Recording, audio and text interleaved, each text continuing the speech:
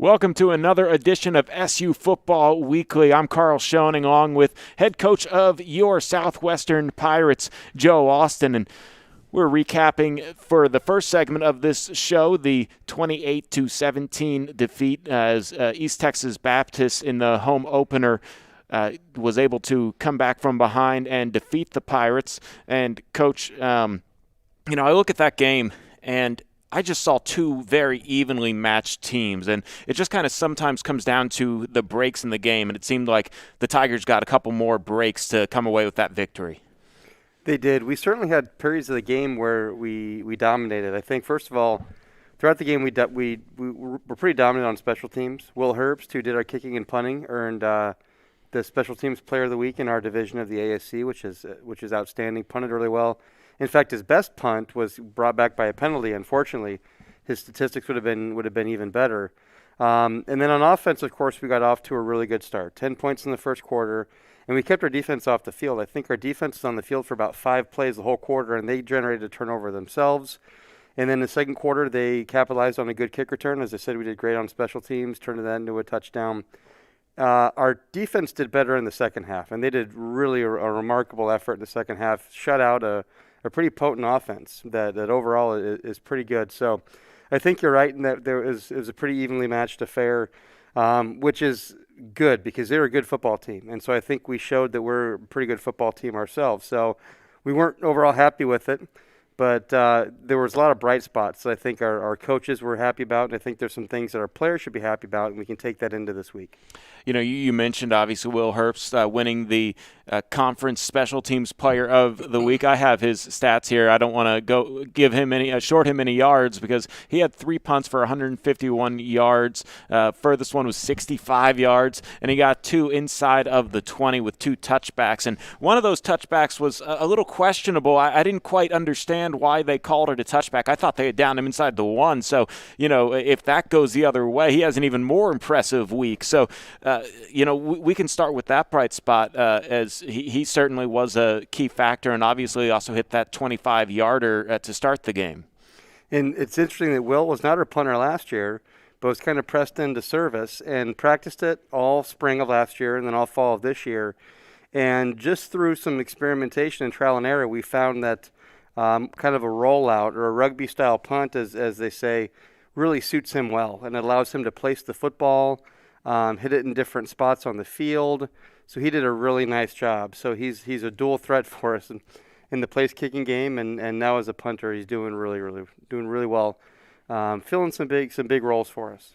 Another bright spot that you guys had out there was sophomore Landry Gilpin, who led the team in rushing. He had 217 yards passing, threw for 2 touchdowns. He just seemed like an all-around better player going through his progressions. I noticed he was able to actually scan the field and then still go back to the side that he kind of did a double take on. Could you maybe talk about what you saw from him Saturday and how he's progressed since last year? Landry has got a really bright future in front of him, I think. He was the Mr. Football in Texas 2 years ago, so obviously he's had a tremendous amount of success where he's played. He missed most of last year with an injury. He was just getting into it. So he played a little bit our first game, played a little more our second game, and then by our fourth game or so, he was in that starting role. And in the first quarter, first drive of his first start, he had a knee injury and missed the rest of the year. So he's still recovering in that he's going to continue to get better. It's healed, don't get me wrong, but he missed time, and he's got to kind of rebuild his leg a little bit and get back into football shape. So the sky, I think, is the limit. He's got the ability to run and the ability to pass. He's really dynamic, can make some big plays with his feet, strong arm. So he's got a lot of really good tools. And then we're also deep at quarterback because Coleman Kerr played an awful lot for us last year, started a lot of games, and that's still competitive. Those guys are going at it every practice. And so Coleman and Landry battling, I think, makes our team better. Both those guys are hungry to compete and hungry to win the spot. And it's that type of competition that's going to continue to help us get better as we go through our season. And I know you guys like your run game and all of the things that come with it, but I was really impressed by the passing game, especially with Austin Castilla and Ethan Powell, as they both put together pretty solid games to become targets down the road, even better for Landry Gilpin. I think we're much better at wide receiver than we were last year. I think we're deeper. We've got some players that played a lot returning. Anthony Stevens is back, who's been productive throughout his career. Mason Biggers is back as our two seniors. And then we've got two really good dynamic slot guys. Adrian Garza, who scored a touchdown in his very first college game. Austin Castilleja, who has been one of our marquee players the last couple years. And Ethan Powell is really, I think, probably certainly on offense, I would say, for my money, the most improved player on our football team. So he stepped in a big way. He's long, he's rangy, and he's deceptively fast. Sometimes when those big guys get going, they take such long strides, it doesn't seem like they're moving that fast. So he's deceptively quick. So I think we've got the makings of a good wide receiver core, better than we've had recently, and I think that will play to our strengths. We're gonna let Landry be who he is. We're gonna let him drop back and throw it, and of course you still need to be able to run the football, but we're gonna be a little bit, we always play to our strengths, and I think this year throwing the football can be something that can be a little bit more of a strength than what we had last year. So, you mentioned that. What do you think about that new kind of hybrid tight end that sort of plays in the slot, maybe even wide? It seems like the game's kind of changed more for that spread offense that Ethan Powell, he ended up having that 5 catches for 44 yards game, and he was a big part of getting you guys in the end zone or the red zone for that field goal attempt to open up the game. Yeah, Ethan definitely is in that big mold, that big body mold. But, as I mentioned, our receiving credit, I didn't mention our first tight end, which is Joey Robinson. We targeted him a few times last week and didn't connect, but another good athlete at tight end. So that just adds to the depth. And you're right, we can play Joey as an attached tight end. We can split him out. And same thing with Ethan. We don't really play Ethan much as an attached tight end, but he kind of has that body style that's so popular in football right now to be that big receiver that can be a matchup problem for some smaller defensive backs. And just to get you the numbers on Austin Castilleja, 4 catches for 86 yards, a touchdown with a 40-yard reception in there. But I want to touch on probably the play of the year, early candidate for play of the year, the double reverse flea flicker for Castilleja to make that 33-yard touchdown pass. Where did that come from? Well, we came up with that. Coach Mask and Coach Ross and I came up with that in a meeting, I think, back in November or early December when we first started looking at East Texas Baptist and how they might play us. And so really good design. It's Coach Mask's play concept, so give him all the props on that. And then we kind of fine-tuned it and worked on the timing and the spacing. They covered it well. The concept was we were going to give it to Austin, and then when he tossed it to Ethan, who tossed it to Landry, we figured they'd just forget about the guy that had the ball initially. But give them credit. The player that was covering Austin stuck with him. But Austin turned it up the sideline and outran him. It was actually pretty good coverage and a great throw. But really good timing because we're starting to slow down our offense a little bit. Great first quarter. We didn't score a little bit early in the second quarter. And then we broke that long kick return, got a starting field position about the 35-yard line, and it took us only 1 or 2 plays to cash in. And we had lost the lead, and they gave us the lead right back. So it was a good play. Now, shifting back over to the defensive side of things, you mentioned it, a great second half defensively, and I think that they finished with 2 interceptions. It could have been 3, but a good drop of an interception on 4th down instead of it being a turnover. It was a turnover on downs instead of interception at like the 5 or the 10 or whatever it would have been. Could you just touch on what impressed you most from your defensive effort? Well, I think we definitely got better throughout the game. I think we were a little bit hesitant. We didn't play as fast as we see our guys play in practice in the first half. For whatever reason, first game, adjusting to the speed of the game, whatever it was, we definitely came out in the second half and did really, really well. And we shut out a really good offensive team in the second half. I thought our defensive line did a nice job. 2 of our linebackers really cleaned up. Our defensive line kept our linebackers unblocked.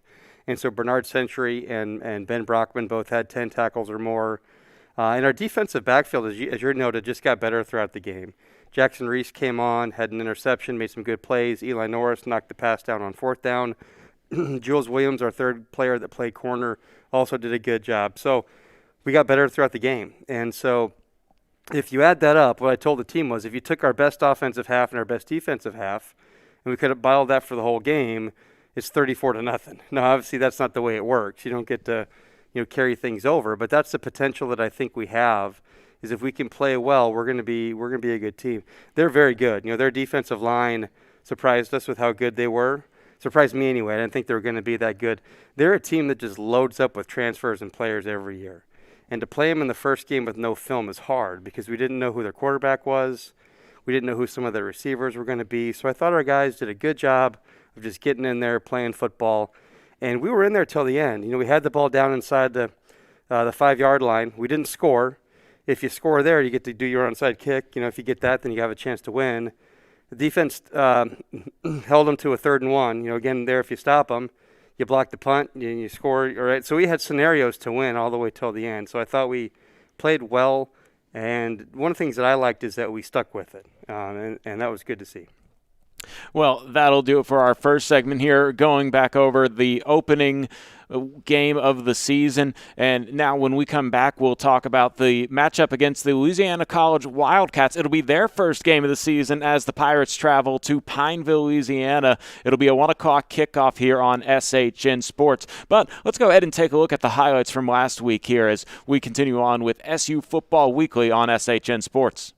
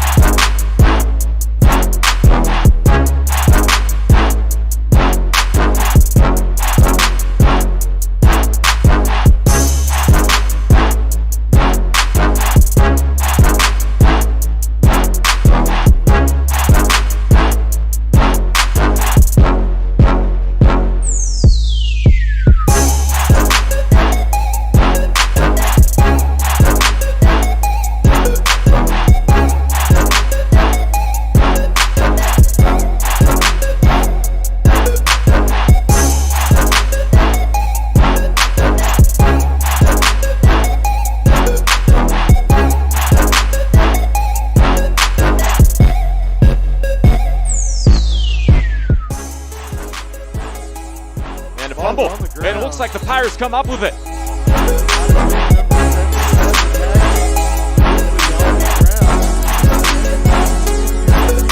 Back in center, and it is Pirate football.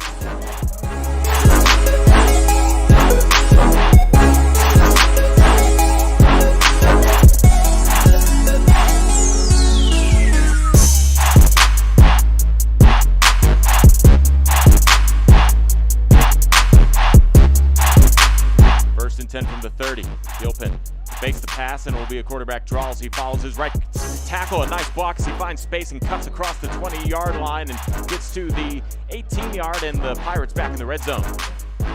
Will be a Gilpin drop back, and now here comes the draw part. He keeps it behind the line of scrimmage and finds an end zone touchdown Pirates as Adrian Garza gets the 16-yard touchdown reception.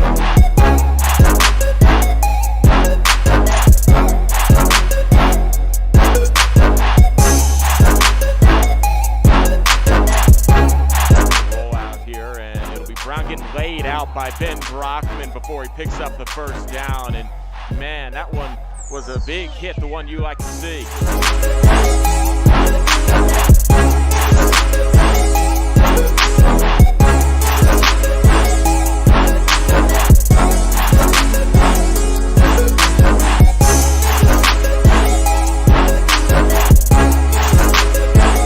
Cascale will go in motion and he'll get the handoff, and it's a double reverse, and now it's a flea flicker here as it'll be a throw from Gilpin down to Castilleja, who makes the catch into the end zone. Touchdown, Pirates!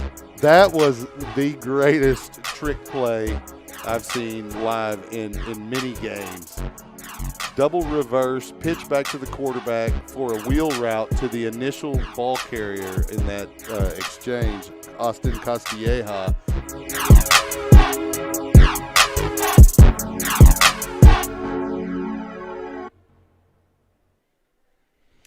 Welcome back to SU Football Weekly with Joe Austin. I'm your host, Carl Schoening, and you just saw the highlights from last week's matchup against East Texas Baptist University. And before we jump into this matchup with the Wildcats, just one more gushing of Landry Gilpin, if you will. That touchdown pass to Adrian Garza, the first one of the season. He had the draw. He had a wide open lane. Probably could have picked up the first down, but he kept his eyes down the field and saw that. And I just wanted to get your kind of thought on what that play was and what was going through your head on that one. It's the dynamics of what Landry brings in that he can run. So if he were to take off and run up the middle, he definitely would have the ability to get the first down and threaten the end zone. And so that pulled people to him. And when the linebacker came up, it was a pretty easy dump to Adrian. So that's kind of the dynamic of a running quarterback and a dynamic quarterback like Landry that hopefully that will create more scramble type situations for big plays. Now, this Saturday, 1 o'clock on SHN Sports, y'all take on Louisiana College in Pineville, Louisiana, and the first road game of the season. Just what are your kind of expectations? It'll be we do know that it'll be a cold and maybe rainy day out there. It will be. And I'll answer that question, but before I do, I want to make sure I give a chance or take the opportunity to thank the Sheridan for being such gracious hosts to us. They're supported us since we kind of opened about the same time, and they've been great hosts to us and hosting our shows and our events. We had our championship banquet here a few years ago, and we're not always the easiest, right? We sometimes ask a lot of them, and they always help us out. So I just want to say thanks to all the folks at the Sheridan for making it possible. And they put us in the room. They found space for us this year, even with the pandemic, and they just do so much to help us. So. Oh, yeah, we definitely appreciate the Sheridan and everything that they do here. Is we have a private room. We obviously miss the fans, but we're happy that you guys can join us live here on SHN Sports. And, from what I understand, as we get rolling here, the 3-7 in the 2019 season, which feels like 5 years ago now, Wildcats, they're taking y'all on. They're returning Sal Palmero III, who was a freshman quarterback, played pretty well for them in that kind of first-year development year. And next year they're heading to the NAIA, so this will probably be for – unless you guys schedule them for like a non-conference game, the last time you'll play them for a little while. Can you maybe talk about what the Wildcats kind of look like coming into this game? Sure. Thanks for letting me button hook you with that sidebar, by the way. No Sorry worries. about that. Yeah, no worries. They return almost all their offense, so they're going to be improved. And they like to throw the ball vertically down the field. So it's going to be a challenge for our defensive backs to be aggressive while being safe. Stay on top of them, but don't give them so much room that there's a lot of space for easy completions. Up front, I think our defensive line can have a big impact on the game if they can be active and move around and limit the amount of time that they have and do what they did last week and keep our linebackers free to make tackles. We've got some really good defensive linemen, and their stats don't always show because the blue-collar way that we play is they eat up all the offensive linemen, and it lets guys like Bernard Century and Ben Brockman and Peyton Vaughn and Peyton Ludeman and other guys in those roles, Major George, be able to be free and make tackles. So if we can play that style the way we played in the second half, where our secondary is safely aggressive and our defensive line sets up our linebackers, it sets up for us to play well. But they're athletic. You say that every week in this league. Their wide receivers can run. They're another team that loads up with transfers. So they're going to be a challenge for us when we're going up against their offense. So I was looking at their stats from last year, and it's probably going to be the same situation this year. It seems like they have a running back by committee. And when you have that kind of, wild card where you maybe aren't sure what their third best running back can do, but based off of history, they give equal opportunity, you would assume that they all have different kind of skill sets as running backs. How do you prepare the defense for that, especially when you don't have any tape on the prior week to maybe know what they are going to do? Yeah, that's a good point. We're not preparing for any one athlete in particular in the running game. We're preparing for the blocking schemes that they like to employ. So that's what our defensive coaches have studied, and that's what we're preparing our team to do, is combat their style of play more so than any one particular player. But they're a pass-first team. They really try to get a lot of production in the pass game. It doesn't mean that they don't want to run, but I think they're probably more okay being running back by committee, in that they're not going to rely so heavily on their running game. What they get from the running game, I think they see as a bonus, and they see it as a way to keep teams honest. Keep enough players inside to give us the chance to throw the ball downfield. Now, I know most coaches don't like to talk about it because football's football, but it is going to be cold and rainy potentially. Is there any way that you guys prepare for that, especially when the weather cooperates here in Central Texas? I know that you guys had practice, and y'all probably feeling the cold today for the first time in the spring, if you will. Yeah, we're preparing for it today and tomorrow. But we talked about it on Sunday. I gave them the forecast, and I said, we're going to have to, as they like to say, get your mind right. Get your mind wrapped around what's going to happen. It's going to be cold, and we're going to go play a football game. But boys from Texas go play all over in college football and do great. They go to the NFL and do great. So it's not like native Texans can't go play in the cold. And of course, we're a team of native Texans, and they're basically a team full of native Louisianans who also, are in the swamp where it's plenty hot. And so it's a bunch of guys that grew up playing warm, hot weather football. So I think the team that can make the weather to their advantage, where they can embrace it and have fun with the fact they're playing a different type of game, I think that will be a big advantage. Their coach did call me. I've talked to him several times. It's funny how much coaches are talking with all the COVID things and all the stuff going on with the weird season. They wanted to have a heater on their sidelines, so they're going to get us a heater. We do have rain parkas and sideline parkas for when it's cold. We don't get them out much, but we do have them. We bought them in 2013 for our first season. We used them out at Southern Virginia in mid-November in 2013. It was cold and wet out there, and I don't know if we've had them out since then. Maybe once in 2015 we played a pretty cold game at Austin College in November. So anyway, we'll have to get them out of mothballs and take those on the trip. So we've got the things they need. The players that come off the field, they want to put a parka on for a few minutes, no problem. It's just it can't be something that we're mentally hung up on, the fact that it's going to be cold. And we have plenty of players that are real mentally tough from a football standpoint, meaning they're going to be out there with no sleeves on. It's not going to affect them. They're not going to get sick. Their body temperature isn't going to drop. They can come off and put the parka on. But when they take the parka off and they run out and go play, they're going to be ready to go. Awesome. That's what you like to hear, and that's what you expect because, they're dealing with it on the other side too. So it does kind of come down to who's going to like you said, take advantage of it the most or be the most prepared or in the right mindset.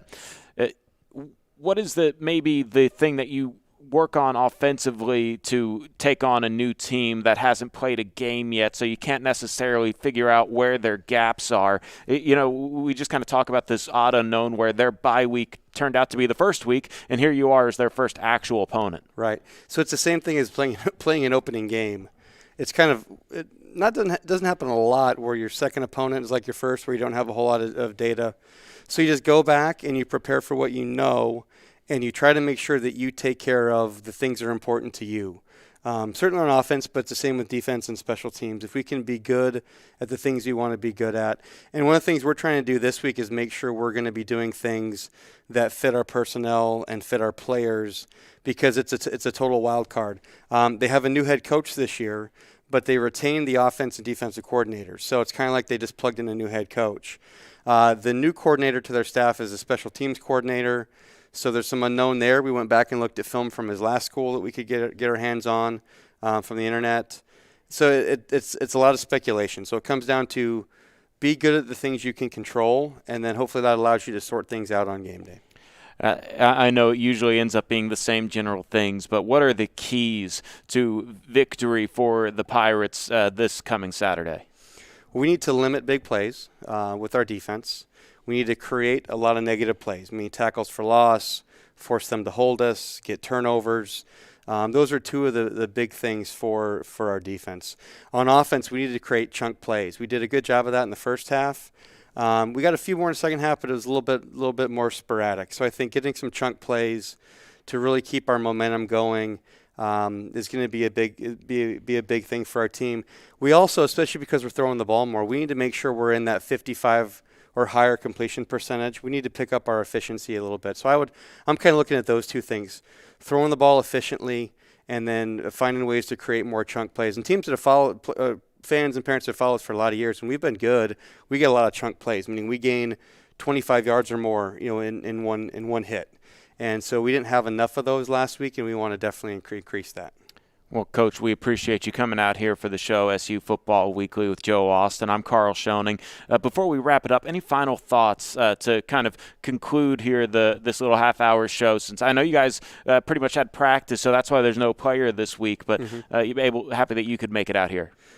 Well, it's no secret because we trade two deeps in information, but we do have some COVID issues we're working through, so we won't have our full complement of starters.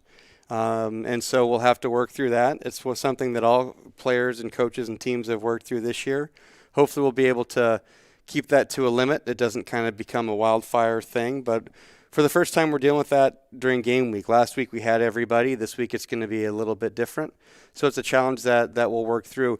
There was a new rule this year. I think it was even before pre-COVID. You always trade your two deeps with the opponent on Sunday, so you have an idea of who their starters are. Well, coaches don't really do a very good job. There's a lot of gamesmanship there, and enough coaches said, hey, if we're going to do this, you may as well trade real information. So now there's a rule where the coaches will send an update on Thursday. And last week, East Texas Baptist had a few guys out, so their coach gave me their updates. Ours was the same. This year I'll be sending LC their updates. If they have any changes, they'll send me the same. So again, I'm not, giving insight to our fans. It's going to get out to them. I mean, they're going to find out tomorrow that we're going to be down a few guys. Good challenge. It's an opportunity for players to step up. There'll be a few new starters, a few guys that get to move around, and we'll get to see how we react to that little bit of adversity. Next man up mentality has never been more relevant in any sporting age of our time. Well, Coach, thank you so much for the time. Safe travels out to Louisiana. Same we'll to see you. you out there.